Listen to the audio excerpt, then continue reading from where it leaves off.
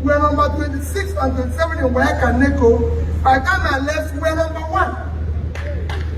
I want to get prize for health. I can go on and say this is what we achieved. But I said the overall measure is MDG. I was number 1. The people who were doing it then was Amina, who is now in the United Nations. I was even invited to the United Nations to share my experience. And so many things. And collectively, the day I left office, I was not owing any contractor who have executed his job. And these are not owing for any job that I contract we are awarded. But I can only pay when job is executed. I'm not owing any contractor who have executed his job. I'm not owing any supplier who has supplied anything. I'm not owing one. Examples are people like Innocent, Xerox Computer. I paid Xerox.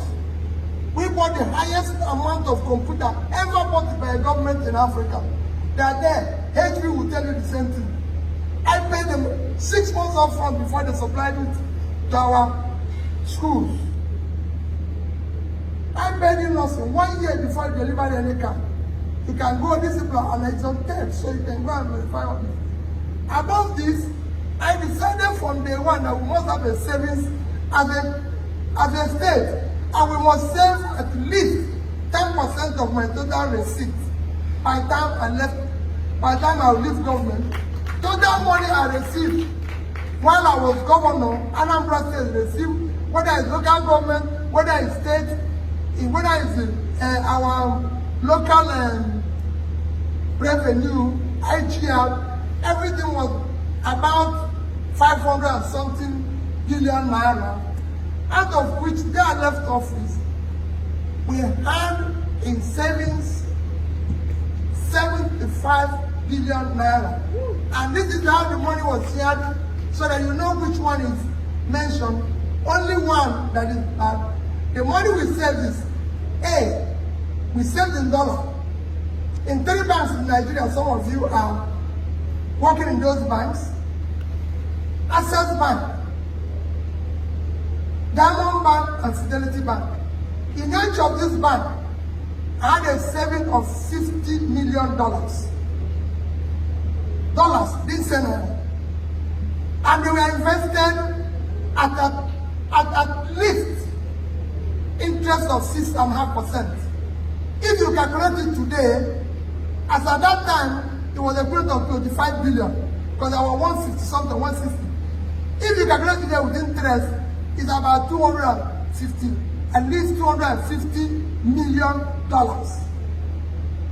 These 3 banks are there.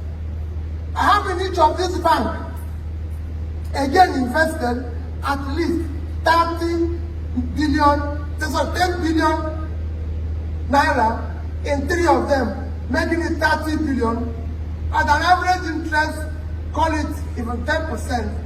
If you calculate it, that money today would have been about 60 billion. Remember what I left is 75 as you calculated them. So then the third one is investment I did in various companies. NIPP, we have $59 million in it.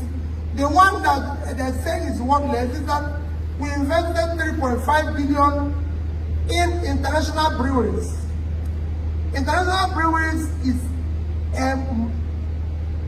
what you can call a global company. It's a part of AB InBev, which is the biggest brewer in the whole world. We had a policy while I was governor that any factory, anybody who wants to, foreign investor who wants to invest in Anambra State, will buy 10% of the company, and under the condition that we sign an agreement with him that he will give Anambra people work to the minimum of not less than 40% of the workers. They built a facility in Anambra State. That facility is there today, employing directly and indirectly over 10,000 Anambrarians. They've been one of the highest revenue source for the state. Even some of their waste, the biggest piggery we have in Anambra State, collects waste from them.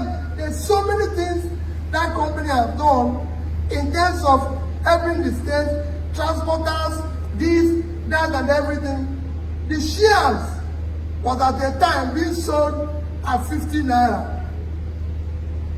Today the shares is about 5 naira or so, and then maybe that was what was referred. But overall of what I left is less than 5%. Okay. That particular investment is less than 5%. So if you calculate what I left 75 billion. If you go and sell the dollars today, even at 600, it's 150 billion. Plus 60 billion of the naira is 210 billion.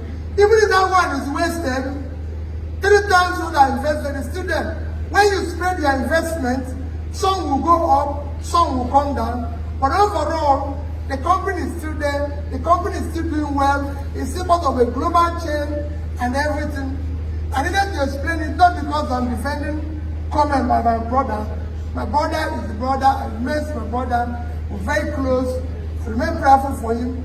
For other things which I didn't succeed, God has given him opportunity to do it and succeed. For me, yes. So if there's anything pending, governance is not finished. People are still in government in America. So you stop where you stop, other people will continue from there. I don't look back. He's the governor of my state. From always, he's my senior brother. He's even more intelligent because he's a professor. I'm a trader. So he knows more. So he'll be able to do things better than I'm doing it. I've done my little one as a trader. Now the professor is there. He will do his own as a professor. The schools that didn't roof, you roof them. That's how government goes. Another person comes, do his own. But let us think about it. Finally, like I tell you people, for those of you who are, please get involved. All of us are going to tell you a good story. All of us are going to say the same thing. But it's who can we trust? Even in this one they're talking about me, some said he kept money and he did not. I said, even in the Bible, the man said, since you know I know, why didn't you keep my money for saving? Even everybody who has passed through Nigeria, who did nothing, kept money, are we going to be in problem now? We would have had the money to do something. At least I kept the money. But in this one, I did something and I took money. Next year's election, please, I'm begging all of you, should not be based on ethnicity. Don't ever do it. The Yorubas don't buy bread cheaper. Neither do Hausas or Northerners buy bread cheaper. The Southwest people don't buy bread cheaper. Igbos don't buy bread cheaper. Let nobody tell you about ethnicity. Everybody's suffering. Do not do it because of religion. No religion buys anything cheaper. No, there's no religion that I want to talk about ethnicity.